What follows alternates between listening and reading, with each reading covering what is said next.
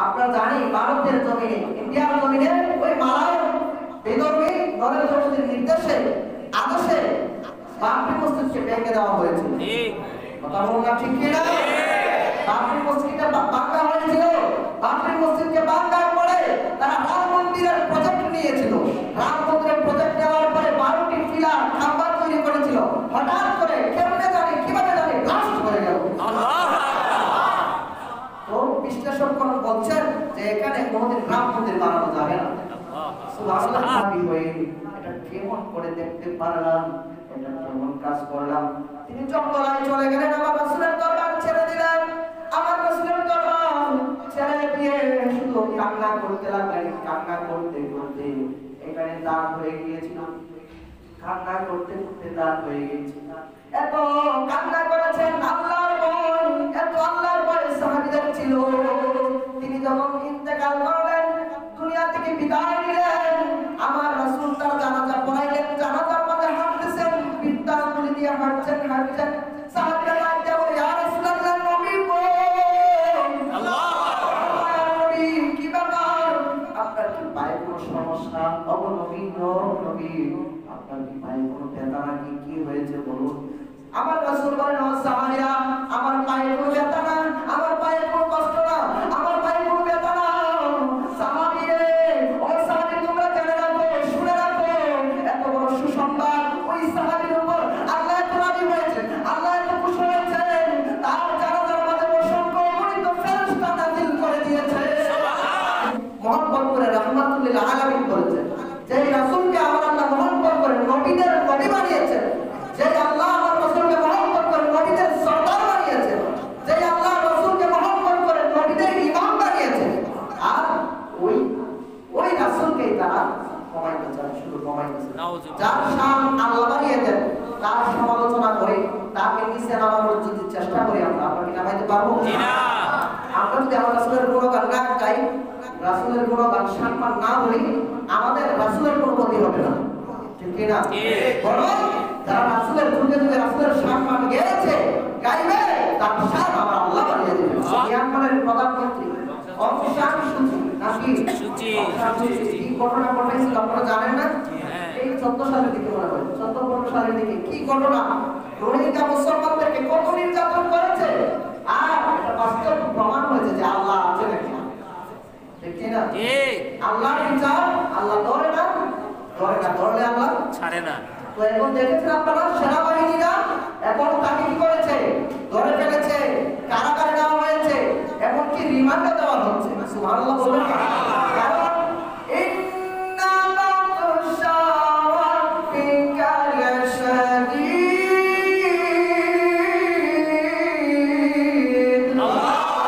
আল্লাহ সুবহানাহু ওয়া তাআলা আমাদেরকে আজকে মেহেরবানি করে 22শে জামাদিউস সানির চতুর্থ জুমায় আল্লাহর ঘর মসজিদে আসার, আমাদেরকে একত্রিত হওয়া, আল্লাহর দরবারে হাজির দেওয়া, নিয়ামত পাওয়ার সুযোগ করে দিয়েছে, শুকরিয়া আদায় করার সুযোগ করে দিয়েছে, নামাজ আদায় করার সুযোগ করে দিয়েছে। সেজন্য সবাই শুকরিয়া দান ইমানি কণ্ঠে, ইমানি আওয়াজে বলে আলহামদুলিল্লাহ, আলহামদুলিল্লাহ।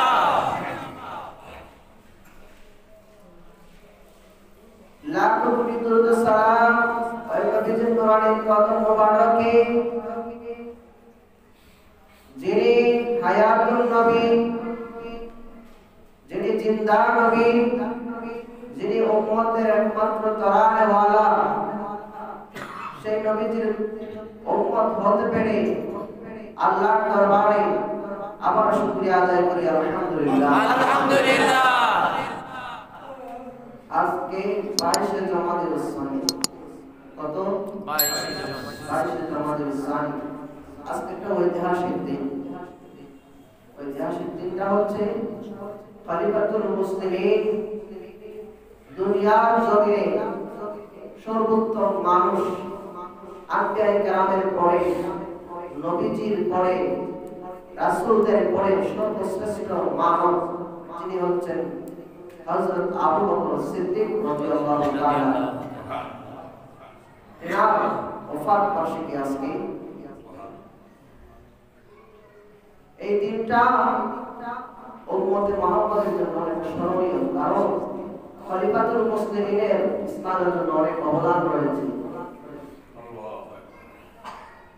খলিফাতুল মুসলিমিন আমার রাসূলের পরে যিনি খেলাফত প্রাপ্ত, যিনি আমার তিনার সম্মান এবং শান, যিনি আমার রাসূল জীবিত থাকা অবস্থায়, আমার রাসূল উপস্থিত থাকা অবস্থায় যিনি নামাজ আদায় করেছেন, নামাজের ইমামতি করেছেন। সুবহানাল্লাহ। খলিফাতুল মুসলিমিন আবু বকর সিদ্দিক রাদিয়াল্লাহু তাআলা এমন একজন মানুষ যিনি দুনিয়ার জমিনে এমন শ্রেষ্ঠ মানুষ, যিনি উম্মতের পক্ষ থেকে সর্বপ্রথম জান্নাতে প্রবেশ করবেন। সুবহানাল্লাহ। খলিফাতুল মুসলিমিন ওমর আবু বকর সিদ্দিক রাদিয়াল্লাহু তাআলা এমন একজন মানুষ যিনি সর্বপ্রথম আমার রাসূলকে বিশ্বাস করেছিলেন। সুবহানাল্লাহ। যিনি সর্বপ্রথম আমার রাসূলের কালিমা পড়ে মুসলমান হয়েছিলেন। আল্লাহু আকবার। খলিফাতুল মুসলিমিন এমন একজন যিনি সর্বপ্রথম আমার রাসূলের পরে সর্বপ্রথম হাসরের ময়দানে উঠবেন আমার রাসূল, তারপরে যিনি উঠবেন তিনি হচ্ছেন আবু বকর সিদ্দিক রাদিয়াল্লাহু তাআলা। সুবহানাল্লাহ। সামনে আসছে বলবো, আজকে আলোচনা হবে আশরায়ে মুবাশশারা, জান্নাতের 10 জন সুসংবাদ প্রাপ্ত সাহাবী কারা এবং কেন পাইলেন, কিভাবে পাইলেন সার্টিফিকেট। প্রত্যেক সাহাবীদের শানে আমার আল্লাহ বলছেন রাদিয়াল্লাহু আনহুম ওয়া রাদু আনহু, সাহাবীদের উপর আল্লাহ খুশি। সুবহানাল্লাহ। আবার সাহাবীরা আল্লাহর উপর খুশি। সুবহানাল্লাহ। আল্লাহ তাদের উপর রাজি, তারাও আল্লাহর উপর রাজি। এই সাহাবীদের শানে এখন বলেছেন আল্লাহু আকবার।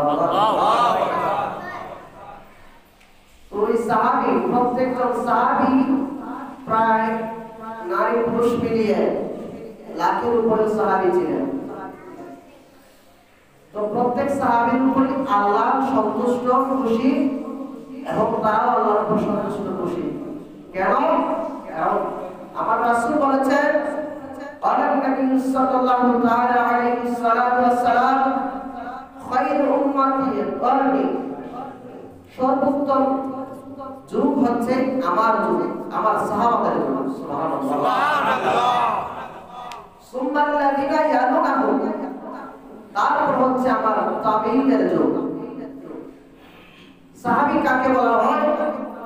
যারা আমার রাসূলকে সশরীরে তাদের হায়াতে জীবিত থাকা অবস্থায় আমার রাসূলকে দেখেছেন এবং শুধু তাই নয়, রাসূলের উপর ঈমান এনেছেন, তাদেরকে বলা হয় সাহাবী। কি বলা হয়? সাহাবী। আর তাবী বলা হয় যারা সাহাবীদেরকে সশরীরে হায়াতে জীবিত অবস্থায় দেখেছেন, তাদেরকে বলা হয় তাবী।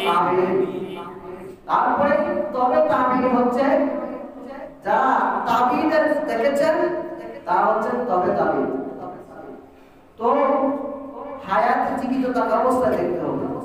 আর এরপরে তো আমার রাসূলের দিদার অনেকেই পেয়েছেন, কিন্তু তাদেরকে সাহাবী বলা যাবে না। সাহাবী বলা যাবে, কিন্তু আমার রাসূল বলেছেন আর জাবের রাদিয়াল্লাহু তাআলা আন নবী সাল্লাল্লাহু আলাইহি ওয়াসাল্লাম قال لا تمس النار মুসলিমান রানি আও মান রানি। আমার রাসূল বলেন যে আমাকে দেখেছে তার জন্য জাহান্নামের আগুন হারাম। সুবহানাল্লাহ। তো সাহাবীরা আমার রাসূলকে দেখেছে, এজন্য তাদের জন্য জাহান্নামের আগুন হারাম।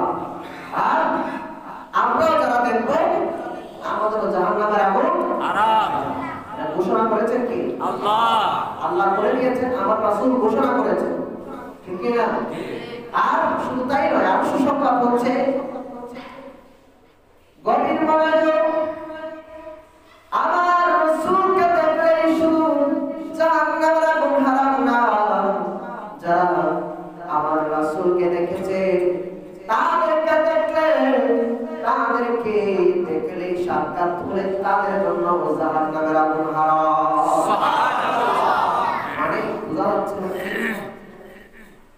ক্লিয়ার হচ্ছে কথাটা হচ্ছে যে নবীকে দেখবে তার তো জাহান্নামের আগুন হারাম, আবার ওই ব্যক্তিকে যে দেখবে তার জন্য জাহান্নামের আগুন হারাম।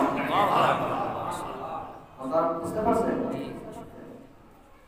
তো সর্বোত্তম যুগ হচ্ছে সাহাবীদের যুগ, আমার রাসূলের জামানা, তারপরে হচ্ছে তাবিঈদের যুগ, তারপরে তাবিঈদের যুগ।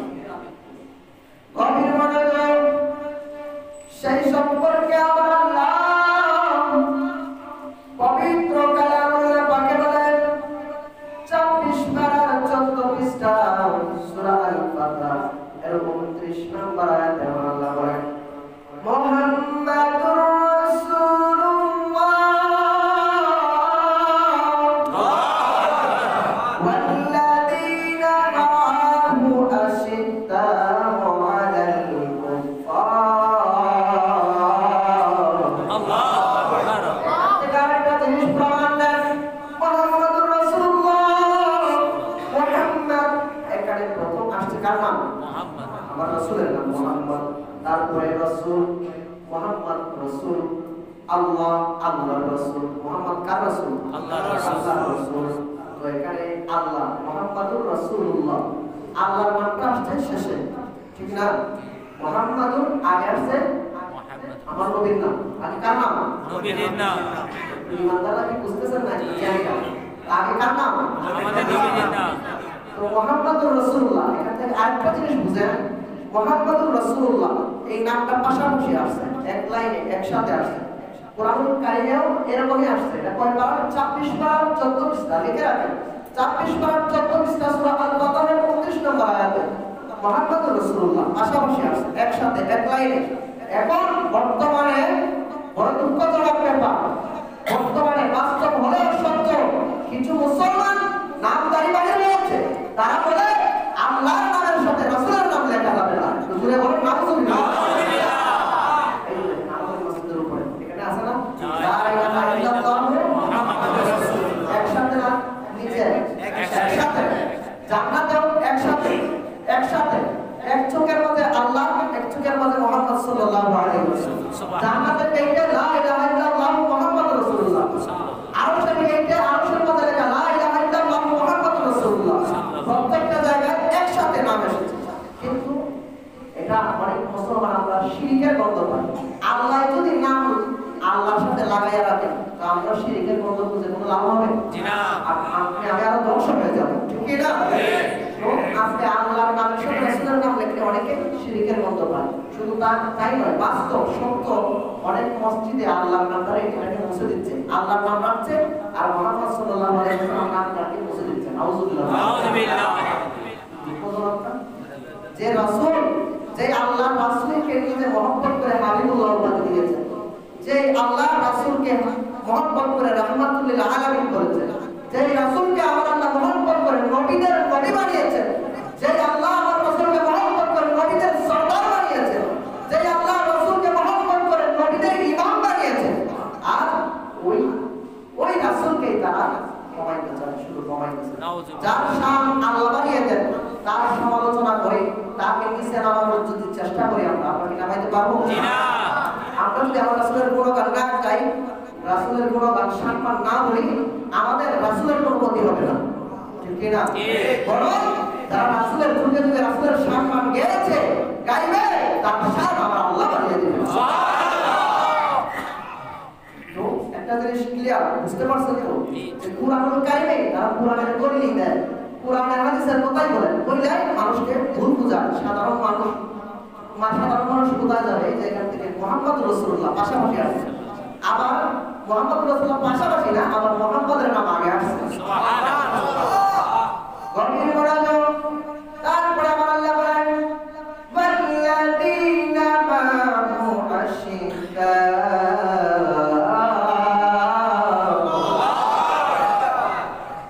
মুহাম্মদ সাল্লাল্লাহু আলাইহি ওয়াসাল্লাম আল্লাহর রাসূল, কার রাসূল? আল্লাহর রাসূল, আল্লাহর রাসূল মুহাম্মদ সাল্লাল্লাহু আলাইহি ওয়াসাল্লাম আল্লাহর রাসূল।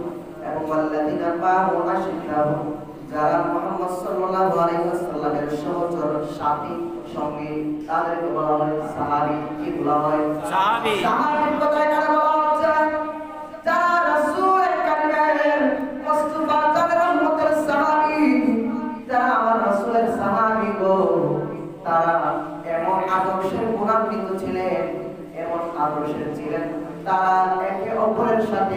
মহব্বত ভালোবাসা বেশি ছিল।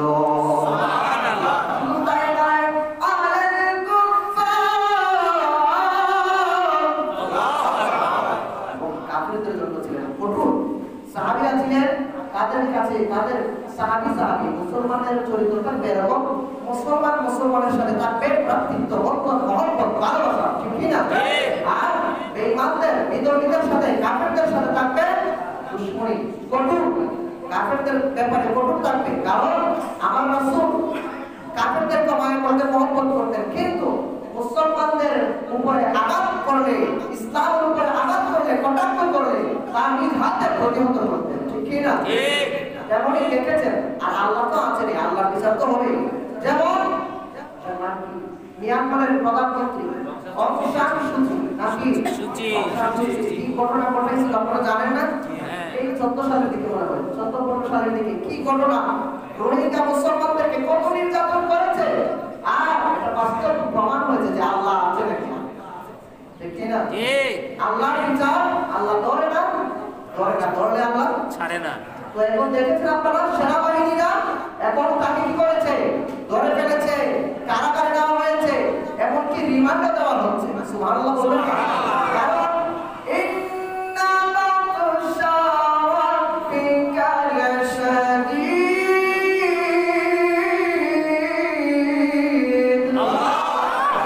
নিশ্চয়ই আল্লাহ ধরা শক্ত। আল্লাহ যখন ধরবে, এই যে প্রমাণ দেখাচ্ছে যে আল্লাহ ধরবে, যখন তুমি জুলুম করো, সমস্যা নেই করো, আল্লাহ কিন্তু আসলে একজন ধরবে। ভালো পথে চলতে হবে, খরচ করতে হবে ভালো পথে, ভালো কাজ করলে, ভালো পথে থাকলে আল্লাহ ভালো রাখবে, দুনিয়াতেও ভালো রাখবে, আখিরাতেও ভালো রাখবে। সেজন্য ভালো কাজ করতে হবে, সবসময় খেয়াল রাখতে হবে, ভালো চিন্তা করতে হবে মাথার মাঝে। যার মন ভালো, কাজ ভালো, দুনিয়াতে তার সবকিছুই ভালো, পজিশনও ভালো, ঠিক না? গরিব হতে পারে কিন্তু তার পজিশন বাড়িয়ে দিবেন কে? আল্লাহ। আখিরাতেও তার সম্মান তো থাকবে, মরণের সময় তো দেখবেন তার সম্মান। আমি বলছিলাম এই অং সান সু চি মুসলমানদের যে নির্যাতন করেছিল, মা সামনে মেয়েকে, গর্ভবতী মেয়েকে লাথি মারতে মারতে মেরে দিয়েছিল,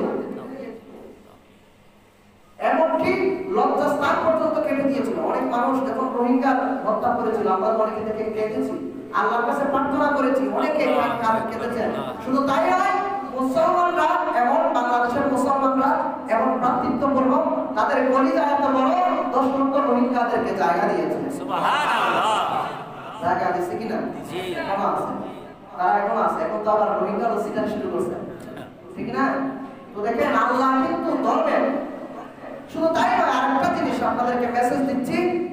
মেসেজটা হচ্ছে, আপনারা জানি ভারতের জমিনে, ইন্ডিয়ার জমিনে ওই মালায় বেদরবি নরেন্দ্র মোদীর নির্দেশে, আদেশে বাবরি মসজিদকে ভেঙে দেওয়া হয়েছে। কথা বলুন না, ঠিক কিনা? বাবরি মসজিদটা ভাঙা হয়েছিল। বাবরি মসজিদকে ভাঙার পরে তারা রাম মন্দিরের প্রজেক্ট নিয়েছিল। রাম মন্দিরের প্রজেক্ট নেওয়ার পরে 12টি পিলার খাম্বা তৈরি করেছিল। হঠাৎ করে কেমনে জানি, কিভাবে জানি ব্লাস্ট হয়ে গেল। তো বিশ্লেষকগণ বলছেন যে এখানে কোনোদিন রাম মন্দির বানানো যাবে না। কারণ আল্লাহ আছে না নাই? আছে। আল্লাহ আছে বাবা, সেজন্য ভালো কাজ করতে হবে, জুলুম করা যাবে না। ভালো কাজ যেন করি, আমরা একটা উদ্যোগ নিয়েছি ভালো কাজের। এলাকার মধ্যে যত ভালো কাজ আছে করতে থাকবেন। মসজিদের উন্নয়ন হোক, প্রত্যেকটা কাজ ভালো কাজ করবেন, সৎ কাজ করবেন, নেক আমল করবেন, দুনিয়াতে শান্তি পাবেন, আখিরাতে শান্তি পাবেন, ঠিক কি না? আমরা রাজি আছি না নাই? ইনশাআল্লাহ। আগামী 25 তারিখে আমরা একটা সুন্দর আর কি প্রথম বার্ষিক উদ্যোগ নিয়েছি, পূর্ব নোয়ান্দা কবরবাসীর স্মরণে ওয়াজ দোয়া মাহফিল। কেমন কামটা কেমন হয়েছে? আমরা যদি এটা আয়োজন করি, আপনার সঙ্গে রাজি আছেন তো? ইনশাআল্লাহ। সহযোগিতা করবেন তো? ইনশাআল্লাহ। দুইটা হাত তুলে দেখায় দেন, সহযোগিতা করবেন। নারায়ে তাকবীর, নারায়ে রিসালাত। আল্লাহ প্রত্যেককে কবুল করুন, আমিন। ঠিক আছে? ভালো কাজ করবেন, ওয়াজ দোয়া মাহফিল করাবেন, মিলাদ মাহফিল। আবার একটা মেসেজ দিচ্ছি, আগামী আবার চলে আসছে 14 ফেব্রুয়ারি। কষ্ট হচ্ছে আপনাদেরকে, আমি কি বাড়িয়ে বলতেছি না? হ্যাঁ, আগামী আবার 14 ফেব্রুয়ারি। সাবধান থাকবেন। আমরা মা বাবারা যদি সাবধান থাকি, গার্জিয়ানরা যদি সাবধান থাকি, তাহলে আমাদের ছেলে মেয়েরা খারাপ কাজ করতে পারবে না। কথা বলেন না ঠিক? তাহলে 14 ফেব্রুয়ারি দেখো সাবধান, আরো তো সময় আছে, জুম্মা পাওয়া যাবে, তারপর সাবধান করে দিলাম, ঠিক না? কারণ 14 ফেব্রুয়ারি অনেক মা বোন, অনেক মেয়ে, অনেক আমার ছোট বোন দর্শন হবে, অনেক বোন খারাপ অবস্থায় চলে যাবে, অনেক ভাই খারাপ অবস্থায় চলে যাবে। সেজন্য সাবধান করে দিলাম, এই 14 ফেব্রুয়ারি কখনো মুসলমানদের দিবস হতে পারে না। ভালোবাসা দিবস মুসলমানদের প্রত্যেকটা দিন ভালোবাসা, ঠিক না? প্রত্যেক দিন ভালোবাসা দিবস, প্রত্যেক দিন আল্লাহর জন্য ভালোবাসা থাকবে, রাসূলের জন্য ভালোবাসা থাকবে, মার জন্য ভালোবাসা থাকবে, সন্তানের বাবার জন্য ভালোবাসা থাকবে। মনে রাখবেন, গভীর মনোযোগ। আমি বলছিলাম সাহাবীদের চরিত্র হচ্ছে, সাহাবীদের মধ্যে সুন্দর চরিত্র, সুন্দর ভালোবাসা, ভাতৃত্ব স্থাপন করতেন। আর বেঈমানদের সাথে কাফেরদের ব্যাপারে ছিলেন কঠোর। তারা হচ্ছেন সাহাবী। কে? সাহাবী। অবুরা তারপরে আমার আল্লাহ বলেন 11-2 পৃষ্ঠা সূরা তাওবার 100 নম্বর আয়াতে বলেন ওয়াসাবিকুনাল আউয়ালুন মিনাল মুহাজিরিনা ওয়াল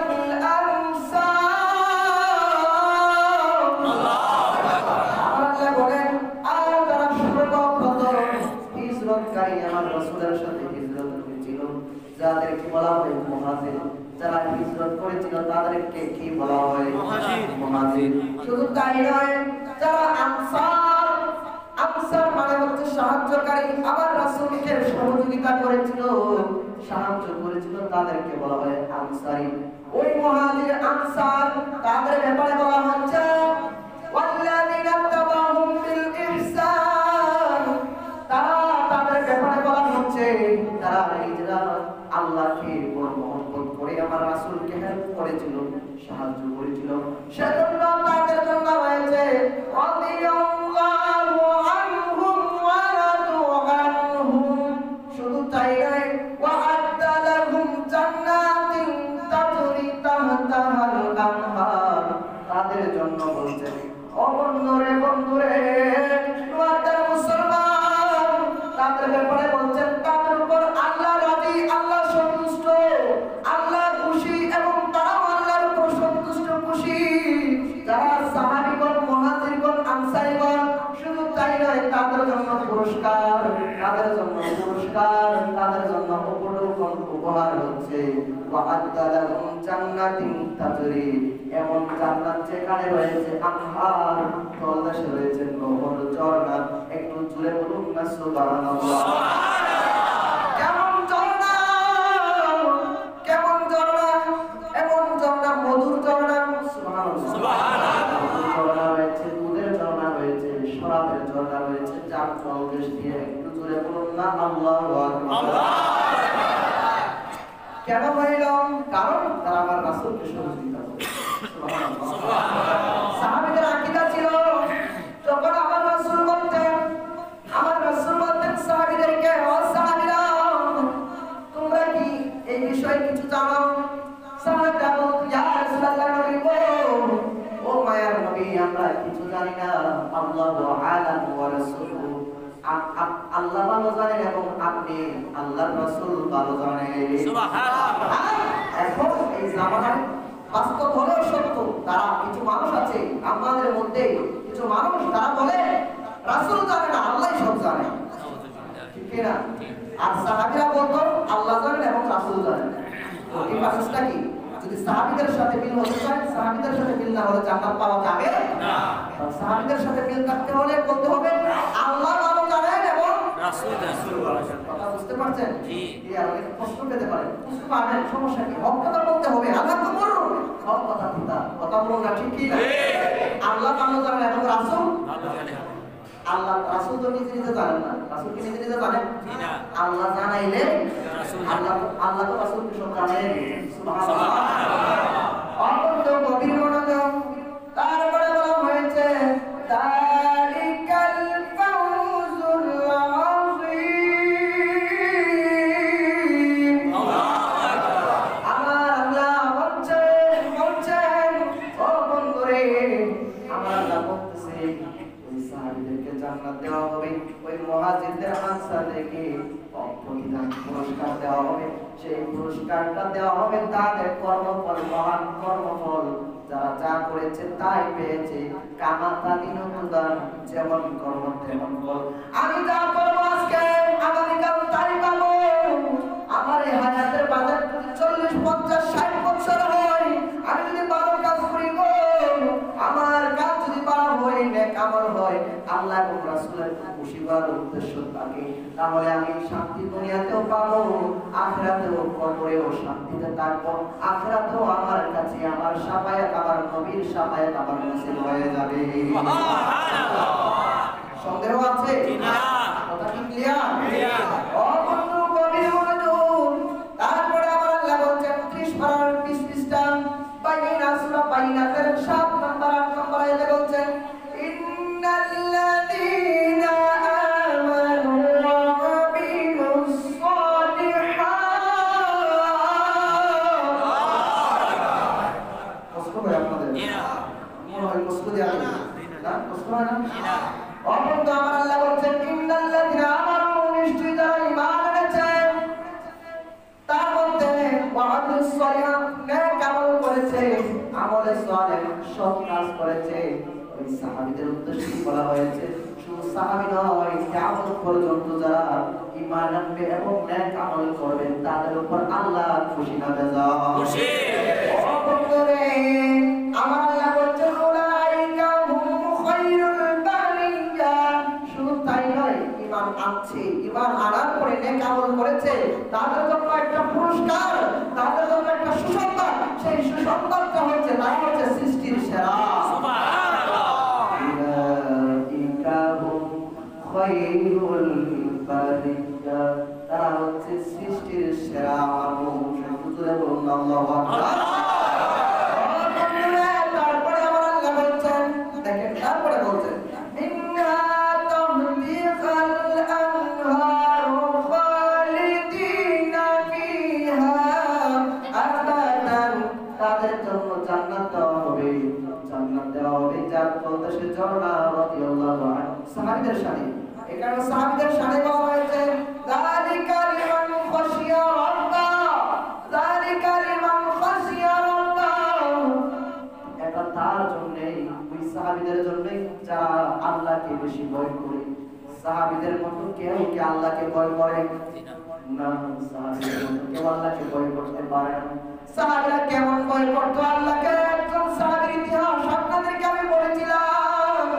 একটা সাহাবী কি যেন একটা খারাপ দৃশ্য দেখলেন, দেখার পরে তিনি নিজেকে মনে করলেন, আমি রাসূলের সাহাবী হয়ে এটা কেমন করে দেখতে পারলাম, এটা কেমন কাজ করলাম।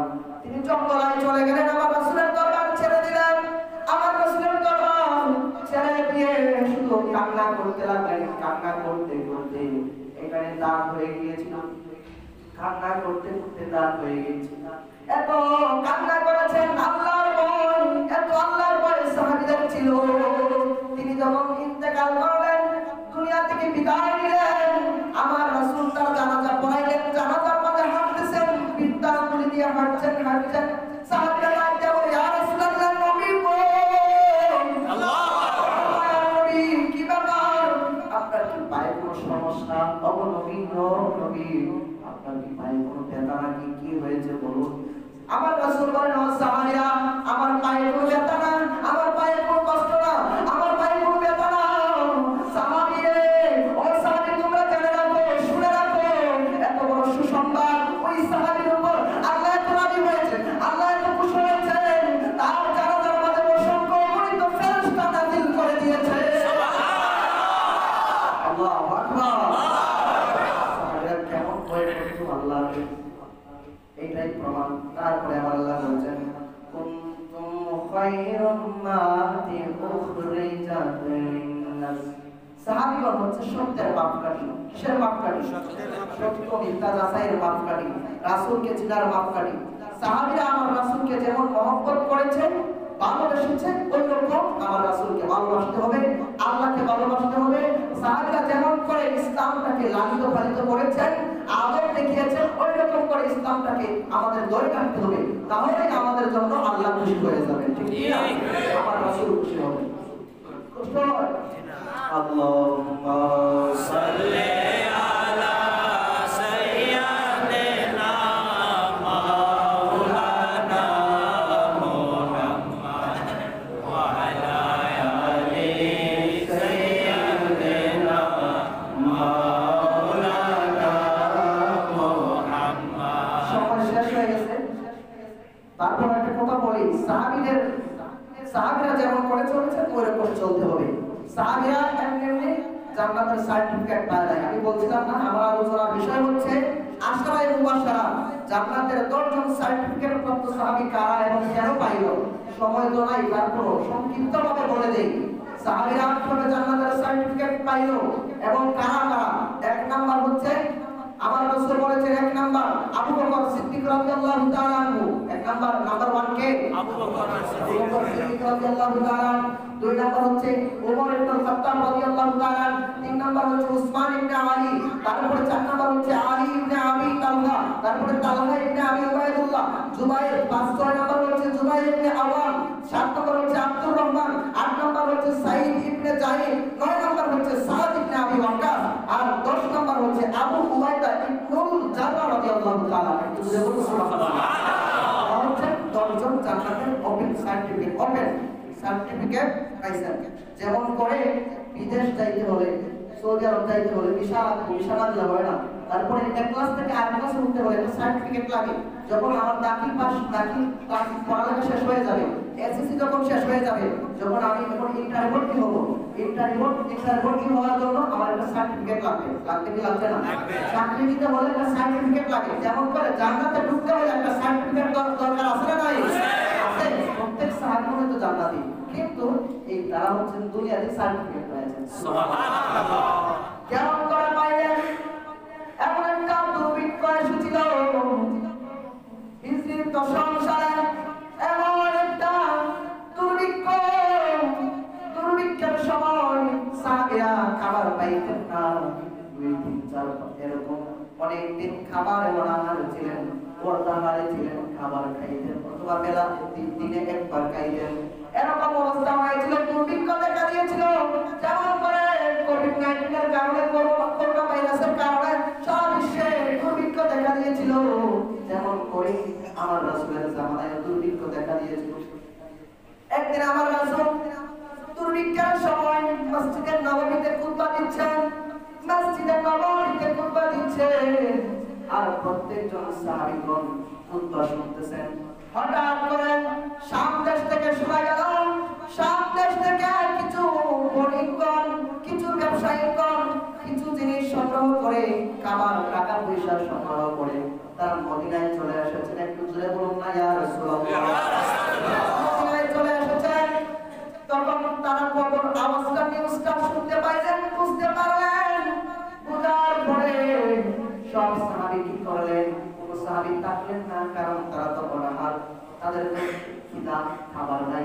এখন যদি আপনাদের খাবার না থাকে, আমাদের তুফাতুল হোসেন বৈরবী হুজুর যদি কবর থেকে আইসা এখানে ওয়াজ করে, তারপর আপনারা বসে থাকবেন না, ঠিক না? কেউ বসে থাকবে না। সুন্দর যত বড় বক্তাই আসুন, পেটের মাঝে খিদা, 2 দিনের ধরে খামটা ওয়াজ শুনতে ভালো লাগবে? কথা বলো না, ভালো লাগবে? ভালো লাগবে না। আমার রাসূল বয়ান করতেছেন, আর সাহাবীরা শুনতেছিল। হঠাৎ করে যখন নিউজটা পাইলেন, নিউজটা পাওয়ার পরে সবাই বণিকের কাছে চলে গেলেন। শাম দেশ থেকে, বর্তমান নাম হচ্ছে থাইল্যান্ড। বর্তমান নাম কি? থাইল্যান্ড। আপনারা জানেন কি জানি না, আমার নিউজটা সত্য হবে না জানি না, সবচেয়ে পৃথিবীর মাঝে সবচেয়ে সুখী রাষ্ট্র হচ্ছে থাইল্যান্ড। মিথ্যা বলছি জানি না, সঠিক কি না? দুনিয়ার পৃথিবীর মধ্যে সবচেয়ে সুখী রাষ্ট্র হচ্ছে থাইল্যান্ড। সুবহানাল্লাহ বলবেন না? কারণ কেন না থাইল্যান্ড এটা লেখা আছে থাইল্যান্ড কেন? কারণ শাম, এটার নাম পূর্ব নাম কি ছিল? শাম। শামের জন্য আমার রাসূল দোয়া করেছেন। একটু জোরে বলুন না সুবহানাল্লাহ। আমার রাসূল দোয়া করেছেন, সেজন্য এই রাষ্ট্রটা এখন সুখী রাষ্ট্র। জানি না ঠিক নিউজিল্যান্ড মনে হয় হইতে পারে, অন্য রাষ্ট্র হইতে পারে। সিরিয়া না, না সিরিয়া না, অন্যটা থাইল্যান্ডে রাষ্ট্রপতি আছে, এখানে মুসলিম শাসন আছে। গভীর মনোযোগ। আচ্ছা যাই হোক, আমার রাসূল শাম দেশ থেকে যখন কিছু মানুষ বণিকরা, ব্যবসায়িকগণ সাহাবীরা সব দৌড়ে চলে গেল। দৌড়ে যাওয়ার পরে কিছু সাহাবী অনলি ওয়ান মাত্র 10 জন 10 জন সাহাবী আমার রাসূলের কাছে বসে রইলেন। সুবহানাল্লাহ। সব সাহাবী চলে গেল আর 10 জন সাহাবী বসে রইলেন। আমার রাসূল ওই 10 জন সাহাবীর উপর এত খুশি হয়ে গেলেন, আমার রাসূল ওই 10 জন সাহাবীকে জান্নাতের সুসংবাদ দিয়ে দিলেন। সুবহানাল্লাহ। জান্নাতের বানাইছেন কে? আপনারা বলুন কে? জান্নাত বানাইছেন আল্লাহ। আর আমার রাসূল কেমন করে সার্টিফিকেট দেন, এটা কেমন করে? আল্লাহু আকবার। তাহলে থেকে বোঝা গেল জান্নাতে যাইতে হলে আমার রাসূলের পারমিশন, সুপারিশ লাগবে, শাফায়াত লাগবে।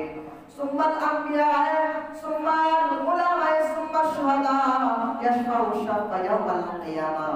আমার রাসূল বলেছেন হাশরের ময়দানে 3 শ্রেণীর মানুষ শাফায়াত করতে পারবে, সুপারিশ করতে পারবে। একটু জোরে বলুন না সুবহানাল্লাহ। কয় শ্রেণীর মানুষ? 3 শ্রেণীর। কয় শ্রেণীর? 3 শ্রেণীর। 3 শ্রেণীর মানুষ, 3 দল মানুষ সুপারিশ করবে। এক নাম্বার হচ্ছে আম্বিয়া। কিন্তু আম্বিয়ার মধ্যে সর্বপ্রথম স্টার্ট হবে, শুরু হবে আমার রাসূলকে দিয়ে। আমার রাসূল যতক্ষণ সুপারিশ না করবেন ততক্ষণ কেউ জান্নাতে যেতে পারবে না। সুবহানাল্লাহ। আল্লাহু আকবার। আবু বকর সিদ্দিকের ওফাত। আবু বকর সিদ্দিক রাদিয়াল্লাহু তাআলা এমন একজন মানুষ ছিলেন যিনি আমার রাসূলের জন্য, রাসূলের কাছে নিজের জীবনটাকে কুরবান করে দিয়েছিলেন, উৎসর্গ করে দিয়েছিলেন। সেজন্য তিনি দুনিয়ার সবচেয়ে দামি হয়ে গেছেন। আমি তো একদিন আবু বকর সিদ্দিক রাদিয়াল্লাহু তাআলাকে নিয়ে আলোচনা করেছিলাম, সেজন্য ওই আলোচনায় আর গেলাম না। আজকে নতুন ভাবে বললাম, আল্লাহ তাআলা আমাদের প্রত্যেককে বুঝার তৌফিক দান করুন, সবাই বলুন আমিন। এটা থেকে, এই আলোচনা থেকে এই মূল অংশ হচ্ছে এটাই যে আমাদেরকে ভালো কাজ করতে হবে। আবু বকর সিদ্দিক যেভাবে রাসূলকে মহব্বত করেছে, সাহাবীরা যেমন করে রাসূলকে মহব্বত করেছে, সেই রকম করতে হবে। সৎ কাজ করতে হবে, জীবনে যতদিন বাঁচবো নেক আমল করতে হবে, ঠিক কি না? নেক আমল করতে রাজি আছেন না নাই? আল্লাহ তাআলা আমাদের প্রত্যেককে কবুল করেন, সবাই বলুন আমিন।